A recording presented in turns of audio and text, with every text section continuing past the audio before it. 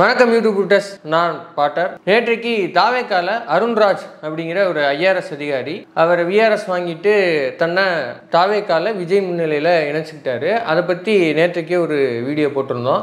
அவருக்கும் விஜய்க்கும் நட்பு எப்படி உண்டானது, அந்த ரைடில் 2 பேரும் என்ன பரிமாறிக்கிட்டாங்க, அதற்கு பிறகு கட்சி ஆரம்பிக்கிற ஐடியாவை எப்படி அது மலர்ந்தது, அதற்கு பின்னாடி கட்சி ரிஜிஸ்ட்ரேஷனில் அருண்ராஜ் அப்படிங்கிற அந்த அதிகாரி எவ்வளவு தூரம் உதவி செய்தார், அதற்கு பின்னாடி அவருடைய உயரதிகாரிகளோட அழுத்தம் என்ன, எப்படி அவர் விஆர்எஸ்ஐ நோக்கி நகர்ந்தார், எப்படி தாவேக்காக்கு வந்து சேர்ந்தார், அவர் லெட்டர் பேட் எழுதி கொடுத்த வரலாறு, இப்படி எல்லாத்தையுமே நேற்று டிஸ்கஸ் பண்ணியிருந்தோம். அந்த கமெண்ட் செக்ஷன் கீழேயும் சரி, இதை வீடியோவை பார்த்துட்டு பலரும் சரி, ஆமாம் உடனே தாவேக்கால சேர்ந்துட்டா அவர் சங்கின்னு முத்திர குத்திடுவீங்களா, உடனே அவரை வந்து சங்கின்னு சொல்லிடுவீங்களா அப்படின்னு பலரும் இந்த கேள்விகளை எழுப்பியிருந்தாங்க. ஈவன் தாவேக்கா தோழர்களுக்கு கூட அந்த கேள்விகள் இருக்கக்கூடும். ஆனால் இன்னைக்கு தாவேக்காவினுடைய முக்கிய பொதுச் செயலாளர், முக்கிய விவகாரங்களின் பொதுச் செயலாளர் மில்டன் அவர்கள் வந்து ஒரு ட்வீட் போட்டிருந்தாரு. அந்த ட்வீட்ல அவர் சில ஹிஸ்டரிகளை கோட் பண்ணி, அது மட்டும் இல்லாமல் இந்த அருண்ராஜ் அப்படிங்கிற அந்த அதிகாரி ஒரு பிளாக் ஸ்பாட் வளைப்பு ஒன்று வந்து மெயின்டைன் பண்ணிட்டு இருந்திருக்கிறாரு. அதில் ஏகப்பட்ட முத்தான கருத்துக்கள் கொண்ட கட்டுரை தொகுப்புகள் இருக்கிறது. என்னன்னு அப்படி ஓப்பன் பண்ணி பார்த்தோம்னா ஆர்எஸ்எஸ் நாத்தம் சங்கி நாத்தம் குப்புன்னு அடிக்குது. அந்த வளைப்பூவை கிண்டினதுல நமக்கு கிடைத்த அழுக்குகள் என்ன, அசிங்கங்கள் என்ன, ஆதாரங்கள் என்ன அப்படிங்கிற மொத்த தொகுப்பு தான் இந்த வீடியோ.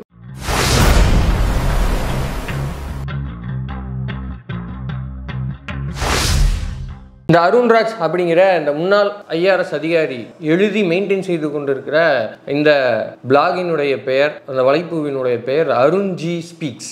இவருடைய பேரு கேஜி அருண்ராஜ். ஒன்று கேஜி அருண்ராஜ் ஸ்பீக்ஸ் அப்படின்னு இருக்கணும், அப்படி இல்லைன்னா அருண்ராஜ் கேஜி ஸ்பீக்ஸ் அப்படின்னு இருக்கணும், அப்படி இல்லைன்னா வெறுமனா அருண்ராஜ் ஸ்பீக்ஸ் அப்படின்னாவது இருக்கணும், இல்லை அருண் ஸ்பீக்ஸ்னாவது இருக்கணும். அது என்ன அருண்ஜி ஸ்பீக்ஸ்?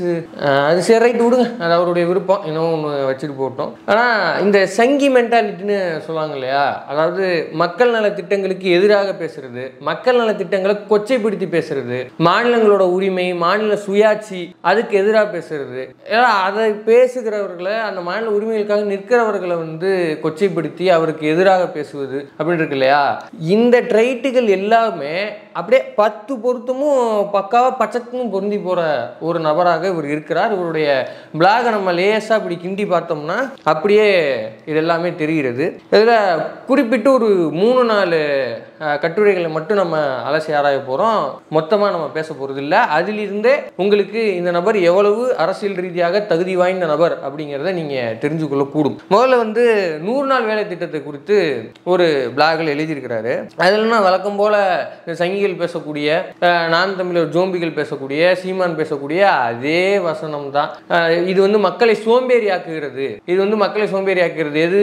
குறைந்தபட்ச ஒரு தொகை வந்து அவங்களுக்கு ஊதியமா வேணும் அப்படின்னு நிர்ணயிக்கப்பட்டு, அதுவும் நேரடியா பணத்தை வந்து உழைக்கிற மக்களின் கைகளுக்கே கொண்டு போய் சேர்க்கிற இந்த திட்டம் மோடியின் பொன்னான ஆட்சியில இது மாதிரியான திட்டம் ஏதாவது வந்திருக்குதா? இந்திய வரலாற்றிலேயே இப்படி ஒரு திட்டம் வந்தது யூபிஏ அரசாங்கத்துல தான். அது இந்த 100 நாள் வேலை திட்டம் தான். அந்த திட்டம் மக்களை சோம்பேறி ஆக்குகிறது அப்படிங்கிற இந்த நரேஷன் தொடர்ந்து யார் எடுத்துக்கிட்டே இருக்கா அப்படிங்கிறது உங்களுக்கே நல்லா தெரியும். சங்கிகள் பேசுவார்கள், நான் தமிழர் ஜோம்பிகள் பேசும், சீமான் பேசுவாப்புல, இவங்க தான் தொடர்ந்து இதை பேசிக்கிட்டே வருவாங்க. இப்போ இவர்கிட்ட நம்ம கேட்குற ஒரு அடிப்படையான கேள்வி என்ன அப்படின்னா, நீங்கள் அடிப்படையில் ஒரு எம்பிபிஎஸ் மருத்துவர், நீங்களும் ஒரு 5-5.5 ஆண்டு வந்து ஒரு அரசு மருத்துவமனையிலையோ ஒரு இதில் வந்து நீங்கள் பணிபுரிஞ்சிருக்கிறீங்க. நீங்கள் ஏன் இதை விட்டுட்டு ஐஆர்எஸ் பதவியை போய் சூஸ் பண்ணீங்க, ஐஆர்எஸ் படிப்பை ஏன் சூஸ் பண்ணீங்க, அந்த தேர்வை ஏன் எழுதுனீங்க, அந்த பதவிக்கு ஏன் போகணும்னு நினைச்சீங்க? இதுலயே இருந்திருக்கலாம்ல. இல்ல நீங்க ஏன் எம்பிபிஎஸ்ங்கிறத நீங்க ஏன் சூஸ் பண்ணீங்க? வேற ஏதாவது ஒரு படிச்சுட்டு வேற ஏதாவது ஒரு பிரைவேட் நிறுவனத்துல போயிட்டு ஏதாவது வேலை செய்யலாம்ல.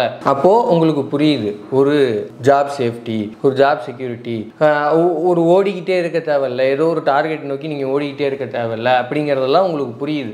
உதாரணத்துக்கு நம்ம அன்றாடம் வாழ்க்கையில பாக்குறவங்களே எடுத்துக்கோமே, ஒரு ஃபுட் டெலிவரி பண்றவங்கல இருந்து, ஒரு ஒய்ஃபை ரூட்டர் அதை இன்ஸ்டால் பண்றவங்கல இருந்து, அதுல சேல்ஸ் மார்க்கெட்டிங்ல இருக்கவங்கல இருந்து, அல்லது நம்ம அன்றாடம் பார்க்கிற யாரோ ஒரு ஏன் இவர் வந்து சோம்பேறிகளை உருவாக்கி கொண்டிருக்கிறதுன்னு சொல்றாரு. அந்த 100 நாள் திட்டத்தில் பணிபுரியவங்கள் கூட நம்ம எடுத்துக்குவோம். இவர்கள் எல்லாருமே அன்றாட அவர்களுடைய தேர்வை பூர்த்தி செய்வதற்காக ஓடிக்கொண்டே இருக்கிறாங்க.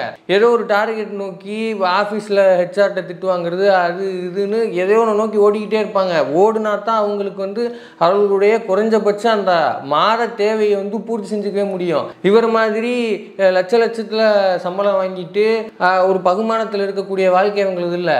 இப்போ இன்னும் கொடுமையானது எது அப்படின்னா, இந்த டார்கெட் அவங்க ஃபினிஷ் பண்ணுறதுக்காக அவங்க எதிர்கொள்ளக்கூடிய அந்த விஷயம்லாம் இருக்குல்ல. உதாரணத்துக்கு இப்போ நம்ம இதுலேயே எடுத்துக்கோமே, ஃபுட் டெலிவரி பண்ணுறவங்கலேருந்து இந்த பைக் டாக்ஸி ஓட்டுறவங்கலேருந்து அவங்களுமே வந்து குறிப்பிட்ட அந்த அமௌண்ட்டை எடுக்கணும் அப்படின்னா இவ்வளோ ரைட்ஸை முடிச்சிருக்கணும். அவங்க வண்டி ஓட்டி அவங்க சம்பாதிச்சு அந்த காசை வித்ட்ரா பண்ணணும்னாலும் கூட அவங்க இத்தனை ரைடை முடிச்சிருக்கணும் கம்ப்ளீட்டாக. இத்தனை இதை நீங்கள் இந்த வாரத்துக்குள்ளே முடிச்சா தான் தருவேன், இல்லை இவ்வளோ ரைடு நீங்கள் இது பண்ணாதான் நான் இன்சென்டிவ் கொடுப்பேன் அப்படின்னு இவ்வளவு ரெஸ்ட்ரிக்ஷன் இருக்குது. ப்ரைவேட்டில் இவ்வளவு சிக்கல் இருக்குது. ப்ரைவேட்டில் ஒரு கட்டமைப்புக்குள்ளே வந்து வேலை பார்க்குறவங்களுக்கே இவ்வளவு சிக்கல்னா அப்போ ஊரில் எந்தவித கட்டமைப்புமே எந்தவித கேள்வி கேட்கறதுக்கு ஒரு ஆளே இல்லாமல் நடைபெறுகிற அந்த வேலை இருக்குல்ல. ஒரு பண்ணையாருக்கு கீழே போய் வேலை பார்க்குறதோ, ஊர்களில் வந்து போய் விவசாய கூலிகளாக வேலை பார்க்குறதோ இருக்குல்ல. எத்தனை பழைய படங்களில் போகிற போக்கில் காட்சியாக வச்சுருப்பாங்க. எத்தனை உதயகுமார் படத்தில் இதை நம்ம பார்த்துருப்போம்.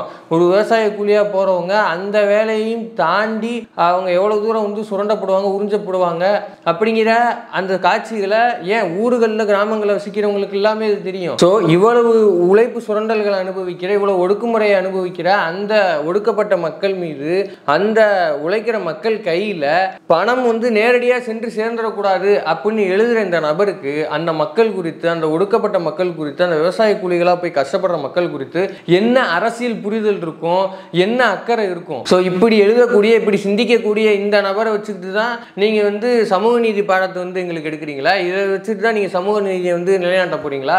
அப்ப இவர் வந்தா அந்த மாதிரியான உழைக்கும் மக்களுக்கு நேரடியா கைகளுக்கு சென்று சேரக்கூடிய அந்த திட்டங்களை எப்படி இவர் வந்து செயல்படுத்த அனுமதிப்பார், எப்படி இவர் செயல்படுத்துவார்?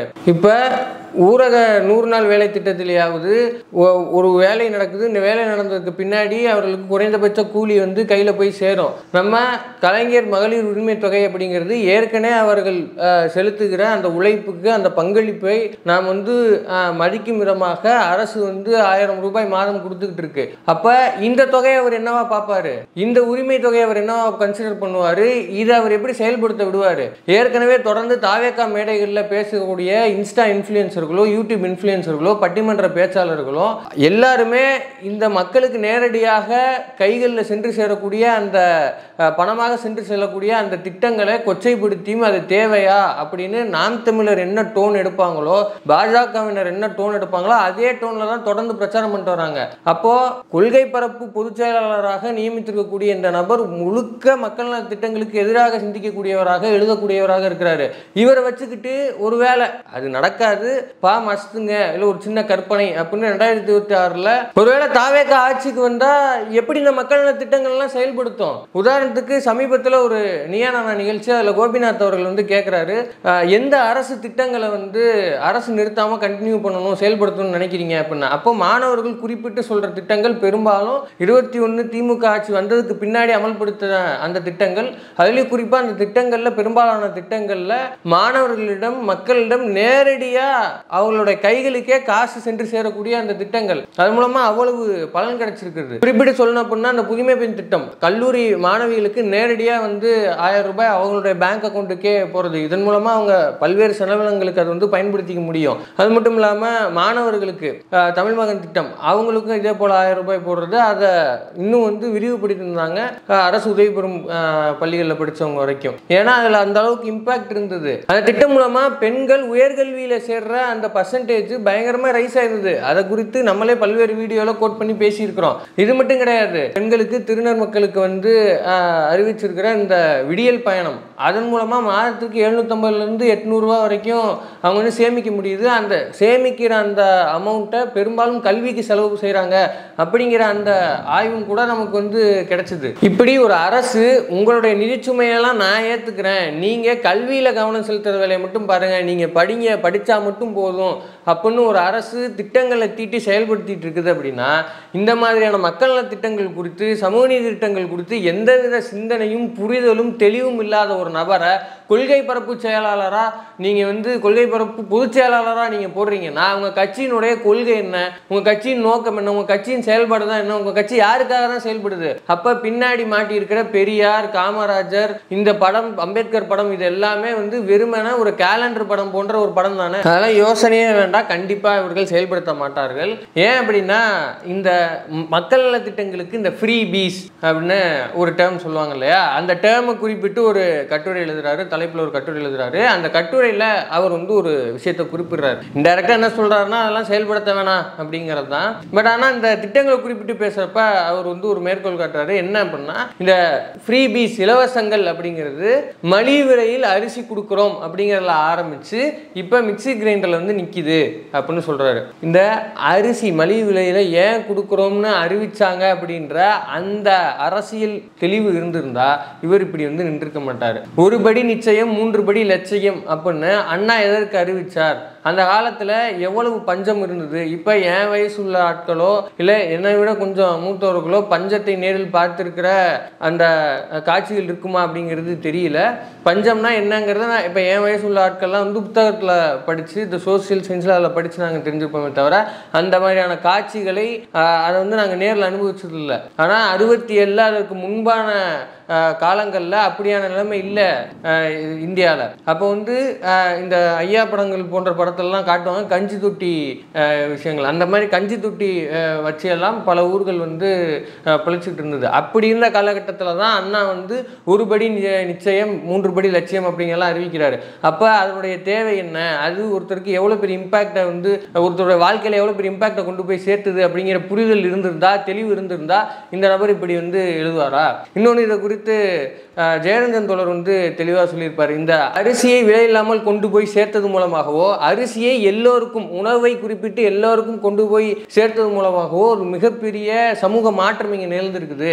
என்ன அப்படின்னா, அரிசிக்காக, சாப்பாட்டிற்காக இன்னொருவரிடம் நம்ம போய் கை கட்டி வேலை பார்க்குற அந்த தேவை அங்கே வந்து அடிபட்டு போச்சு, அப்படியான ஒரு சூழல் அடிபட்டு போச்சு. இது மிகப்பெரிய சமூக மாற்றம் அப்படின்னு ஜெயரஞ்சன் தோழர் பல்வேறு இடங்களில் வந்து அதை வந்து பதிவு பண்ணிருக்காரு. ஸோ இப்படி ஒரு மிகப்பெரிய சமூக மாற்றத்தை இந்த அரிசியின் மூலமாக இங்கே நிகழ்த்தப்பட்டிருக்குது. அந்த அடிப்படை அறிவு எதுவுமே இல்லாமல், சமூக புரிதல் எதுவுமே இல்லாமல் மலிவு விலையில் அரிசி கொடுத்தது தொடங்கி அப்படின்னு ஒருத்தர் எழுதுறாருன்னா, இவரை வச்சுக்கிட்டு தான் வந்து இந்த தாவேகா கட்சி வந்து சமூக நீதி, சமத்துவம் இதெல்லாம் நமக்கு சொல்லிக் கொடுக்க போகுது. 3 எழுத்து மந்திரம்னு பாட்டில் வச்சா பத்தாது, அந்த 3 எழுத்து மந்திரம் என்ன செஞ்சுதுங்கிற அந்த புரிதல் வேணும், அந்த அறிவு வேணும். அப்படியான ஆட்களை வந்து கூட வச்சுக்கணும். அடுத்து இன்னொரு முக்கியமான கட்டுரை. அந்த கட்டுரையுடைய தலைப்பு என்ன அப்படின்னா, innovative solutions for better India.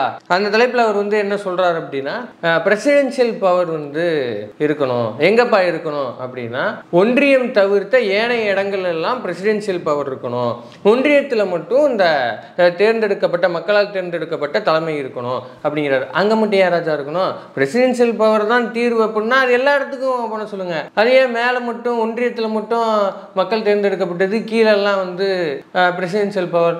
இப்போ புரியுதா இவர் வந்து யாரோட ஆள், யாரோடைய டோன் அவர் பேசுறாரு அப்படின்னு? ஏன்னா ஆர்எஸ்எஸ்னுடைய திட்டம், பாஜகவினுடைய செயல் திட்டம் இதுதான். ஒன்றியம் மட்டும்தான் வலுவானதாக இருக்கணும், ஏனைய மாநிலங்களுக்கு எதுக்குமே வந்து பவர் இருக்கக்கூடாது, எதற்குமே அதிகாரம் இருக்கக்கூடாது. அதை எல்லாத்தையும் மட்டுப்படுத்துகிற வேலையை தான் தொடர்ந்து 2014 முதல் இன்றைய வரைக்கும் செஞ்சுட்டு இருக்கிறாங்க. அதே டோனா ஒருத்தர் ஒலிக்கிறார் அப்படின்னா இவர் யாருக்கான ஆளா இருப்பாரு? இதுல தான் பெரிய வேடிக்கையே. இதே தாவேகா தான் நாட்டுக்கு ஆளுநர், ஒரு மாநிலத்துக்கு ஆளுநர் வேண்டாம் அப்படின்னு தீர்மானம் போடுறாங்க. அவங்களே பின்னாடி ஆளுநரையும் சந்திச்சு பேசுவாங்க, அது வேற விஷயம். ஆனா ஆளுநர் வேண்டாம்னு ஒரு கட்சி அதனுடைய கொள்கை முடிவாக வைத்துக்கொண்டு அந்த கட்சியினுடைய கொள்கை பரப்பு பொதுச் செயலாளர் பிரசிடென்சியல் ரூல் தான் இருக்கணும், பிரசிடென்சியல் பவர் தான் மாநிலங்களை ஆள வேண்டும், ஒன்றியத்தில் இருக்கிறவங்க மக்கள் மக்களால் தேர்ந்தெடுக்கப்பட்ட ஒரு ரெப்ரசன்டேட்டிவாக இருந்தால் ஓகே அப்படின்னு சொல்கிறாருன்னா எனக்கு புரியல. எந்த அடிப்படையில் ஒரு கொள்கை பரப்பு செயலாளராக நீங்கள் போடுறீங்க, கொள்கை பரப்பு பொதுச் செயலாளராக எப்படி நியமிச்சிங்கன்னு தெரியல. அதுவும் இந்த அமைச்சரவையில் இடம்பெறவங்கலாம் மக்கள் தேர்ந்தெடுக்கப்பட்ட ரெப்ரசன்டேட்டிவ் வேண்டாமா, அது வந்து துறை சார்ந்த வல்லுநராக இருந்தால் ஓகேவா? எப்படி அறிவுசார் பிரிவுக்கு செல்வியை பாஜக வச்சிருக்கிற மாதிரியா? இல்லை உங்கள் கட்சியில் கொள்கை பரப்பு செயலாளராக புச்செட்டி ராஜ்மோகன் வச்சிருக்கீங்களே அப்படியா? அப்போ அப்படி தான் இருக்கும். இவர் சொல்கிற மாதிரி இம்ப்ளிமெண்ட் பண்ணால் அப்படி தான் இருக்கும். அப்போ கொண்டு போயிட்டு கோல் இண்டஸ்ட்ரீஸ் இந்த மாதிரி கனிம வளங்கள் துறையை கொண்டு போய் அதானிகிட்ட கொடுத்துருவோமா? இல்லை ஐடி இண்டஸ்ட்ரியை கொண்டு போய் இந்த உள்ளூரில் இருக்கிறாரு ஸ்ரீதர் வெம்பு அவர்கிட்ட கொடுத்துடலாமா? கொடுத்தா அது எப்படி இருக்கும்? இப்போ துறை சார்ந்த வல்லுநர்கள் அப்படின்னா அதுக்கு என்ன அளவுகோல் வச்சிருக்கீங்க? அது என்ன அளவுகோலாக சொல்ல போறீங்க நீங்கள்? இப்போ உதாரணத்துக்கு தமிழ்நாட்டினுடைய உயர்கல்வித்துறை அமைச்சர் இப்போ கோவிச்செழியன் இருக்கிறாங்க. இதற்கு முன்னாடி அந்த துறை அமைச்சராக பொன்முடி அவர்கள் இருந்தாங்க. இப்போ 2 பேருமே அந்த துறை சார்ந்த வல்லுநர்கள் தானே. பேராசிரியர் முனைவர் பட்டம் வச்சிருக்கிறாங்க. அது மட்டும் இல்லாமல் பல ஆராய்ச்சிகள் பண்ணியிருக்காங்க. அவங்க தொழில் சார்ந்த அந்த துறை சார்ந்த வல்லுநர்கள் தானே. இப்போ இந்த துறை சார்ந்த வல்லுநர்கள்னு வைக்கிறதுல என்ன சிக்கல் அப்படின்னா, இப்போ கோவிச்செழியன் அவர்களோ பொன்முடி அவர்களோ இப்போ அந்த துறையில் வல்லுநராக இருக்கிறாங்க. அவர்களுடைய தந்தை அவர்களுடைய தாத்தா அப்போ ஒரு கோவிச்செழியன் அவர்கள் வர்றதுக்கு ஒரு பொன்முடி அவர்கள் வர்றதுக்கு எவ்வளவு காலம் எடுத்திருக்குது? அப்ப மீதி இருக்கிற 97% இந்த பார்ப்பனல்லாத மக்கள் இந்த அரசியல் அதிகாரத்தை சென்றடைவதற்கு எவ்வளவு காலம் எடுத்திருக்குது? இப்ப நீங்க இப்படி துறை சார்ந்த வல்லுநர்னு ஒரு கிரைட்டீரியா வைக்கிறது மூலமா நீங்க பார்ப்பனல்லாத ஒரு மக்களை அரசியல் அதிகாரம் பெற விடாம மட்டுப்படுத்துறதுக்கு தான் அது பயன்படும். இது யாருடைய குரல், இது யாருடைய அஜெண்டா? இதே டோனை ஒருத்தர் பேசுறாரு அப்படின்னா அவர் யாருடைய ஆளாக இருக்கிறார், யாருடைய மூளையாக, யாருடைய ஐடியாவாக இங்க செயல்படுவார் அப்படிங்கிறத மக்களாகி இங்கே தெரிஞ்சுக்கணும். இப்படி இந்த ஒரு வலைப்பூவை கிண்டும் போது இது அருண்ஜி ஸ்பீக்ஸாக இல்லாமல் ஒரு பஞ்ச் ஆஃப் தாட்ஸாக, கோல்வாக்கர் எழுதிய ஒரு பஞ்ச் ஆஃப் தாட்ஸாக இருக்கிறது. இப்பேற்பட்ட ஒரு நபரை கொள்கை பரப்பு பொதுச் செயலாளராக ஒரு கட்சி கொண்டு உள்ளது என்றால் அது பெரியாரின் கொள்கைகளை, அம்பேத்கரின் கொள்கைகளை, அது காமராஜரின் அரசியலை தான் செய்யும் அப்படின்னு நம்பிக்கிட்டு இருந்தீங்க அப்படின்னா தாவேகா தோழர்களுக்கு ஆழ்ந்த அனுதாபங்கள். இது வெறுமனே சங்கி மனநிலைமை மட்டும் கிடையாது. இது ஒரு பியூரோக்ராட் மனநிலைமை. இப்படியான ஒரு நபர் அரசியல் அதிகாரத்துக்கு சேர்றார் அப்படின்னா அது வரமாட்டாருன்னு வச்சுங்க. அது ஒரு கற்பனையிலப்பா மஸ்துங்க அப்படின்னு நிற்கிறார் அப்படின்னா ஐயா பொன்மனச்செம்மல் கொடுத்த சிவந்த கை அவருடைய ஆட்சி போன்ற ஒரு இருண்ட ஆட்சியாக தான் இருக்கும். உதாரணத்துக்கு சிம்பிளாக சொல்லணும் அப்படின்னா விடுதலை பார்ட் 1 பார்ட் 2 படம் பார்த்தவங்களுக்கு தெரியும். அதில் ரொம்ப ஓப்பனாகவே அந்த பியூரோக்ரஸி எப்படி செயல்பட்டது, அது எம்ஜிஆர் ஆட்சியை தான் வெற்றிமாறன் அவர்கள் வைத்திருக்கிறாரு. அதில் பியூரோக்ராட்ஸ் எந்த அளவுக்கு அதிகாரம் பொருந்தியவர்களாக இருந்தார்கள், எம்ஜிஆர் ஆட்சியை எப்படி அவர்கள் நடத்தினார்கள் அப்படிங்கிறது அப்பட்டமாக தெளிவாக இருக்கும். ஏன் இப்போ சமீபத்திய உதாரணம் கூட கலைஞர் அவர்களால் கொண்டு வரப்பட்ட திட்டங்களை குறித்து பல்வேறு ஆளுமைகள் விளக்கிய ஒரு ஆவணப்படம். அதில் பல்வேறு சுவாரஸ்யமான விஷயங்களை அவங்க சொல்லியிருப்பாங்க. அதில் பியூரோக்ராட்ஸ் அதில் நடக்கிற பல்வேறு இந்த மாதிரியான நமக்கு சவால்கள் இருக்கு, நம்ம இப்படி செயல்படுத்த முடியாது அப்படி செயல்படுத்த முடியாதுன்னு சொல்லியிருந்தாலும் கூட அதை கலைஞர் எப்படி டேக்கிள் பண்ணி அந்த மக்கள் நல திட்டங்களை சக்சஸ்ஃபுல்லாக கொண்டு சேர்த்தார், எப்படி இந்த தமிழ்நாட்டை கட்டமைத்தார், எப்படி உயர்த்தினார் அப்படிங்கிற பல்வேறு சுவாரஸ்யமான தகவல் இருக்குது. பார்க்காதவங்க தயவு செஞ்சு பாருங்க. ஸோ இப்படி ஒரு தலைவர், இப்படி ஒரு அரசியல் கட்சி, அந்த செயல் திட்டங்கள் கொண்ட ஒரு தலைமை செயல்படுத்துகிற ஒரு ஆட்சி அதிகாரமா அது எப்போதுமே இருக்காது. எம்ஜிஆர் ஆட்சி போல முழுக்க பியூரோக்ராட்ஸ்களால் ஆட்டி வைக்கப்படுகிற அந்த ஆட்சியா மட்டுமே தான் இருக்கும். பியூரோக்ராட்ஸ்ல சஜஷன்ஸ் கேட்டுக்கலாம், ஒப்பீனியன்ஸ் வாங்கிக்கலாம். ஆனால் எண்டு முடிவு எடுக்கக்கூடியது, செயல்படுத்தக்கூடியது இப்படி ஒரு தெளிவான மக்கள் நலன் குறித்த அக்கறை கொண்ட, இப்படி ஒரு தெளிவான சித்தாந்த பார்வை கொண்ட ஒரு தலைமையாக மட்டுமே தான் இருக்க வேண்டும். அப்படி இருந்தால் மட்டும்தான் செயல்படுத்த முடியும். அப்படிதான் கலைஞர் அவர்கள் செய்தார். இன்றைக்கு முதலமைச்சர் முத்துவேல் கருணாநிதி ஸ்டாலின் அவர்கள் செய்து கொண்டிருக்கிறார். ஸோ இப்படி மக்கள் நல திட்டங்கள் மீது அக்கறை கொண்ட, தெளிவான பார்வை கொண்ட இப்படியான ஒரு தலைமையின் ஆட்சி வேண்டுமா, இல்லை இப்படி ஒரு சங்கித்துவ எண்ணம் கொண்ட ஒரு பியூரோக்ராட்டின் எம்ஜிஆர் ஆட்சி வேண்டுமா அப்படிங்கிறத மக்களாகிய நீங்கள் தான் முடிவு பண்ணிக்கணும்.